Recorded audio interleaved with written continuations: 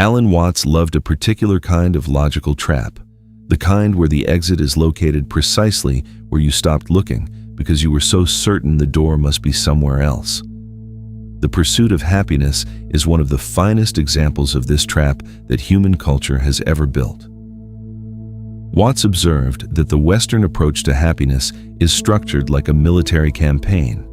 There is a target: happiness, fulfillment, enlightenment, peace, and there is a self that is trying to reach it. The self trains itself, improves itself, follows protocols, reads the right books, adopts the right practices. And the harder it works, the further the target seems to recede. This, Watts pointed out with some amusement, is not a problem of insufficient effort. It is a problem of fundamental misunderstanding about the nature of what is being sought. Happiness is not a destination.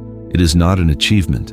It is not even a state you can reliably maintain once you arrive at it. And the reason trying hard to be happy reliably fails is rooted in a paradox that every wisdom tradition has noticed from its own angle: the very structure of trying, of a self straining toward an object it does not yet have, confirms the sense of lack that produces unhappiness. You cannot purchase the feeling of abundance with currency made of scarcity. In the book, On the Taboo Against Knowing Who You Are, Watts described the bind the ego places itself in when it attempts to become spiritual, or free, or genuinely loving. It tries to achieve these things, and every act of trying reinforces the very thing it is trying to get rid of: the sense of a separate self that needs improvement before it can be acceptable. The one who is searching for enlightenment becomes, through the search, more deeply identified with the unenlightened self. There is no way out of this trap by direct assault. You cannot will yourself into spontaneity. You cannot force yourself to be genuine. You cannot successfully perform the act of being carefree, because the moment you are performing, you are not carefree. The resolution Watts pointed toward was not to stop caring or stop acting, but to change the fundamental premise. The premise that a separate self is managing its way toward a better future is the problem.